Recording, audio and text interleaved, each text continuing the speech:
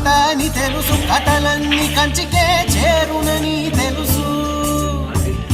తెలుసు తెర తొలుగుతుందని, తెలుసు తెల్లారుతుందని, తెలుసు ఈ కట్టె పుట్టుకుమంటదని, తెలుసు ఈ మట్టి మట్టిలో కలిసిపోతదని.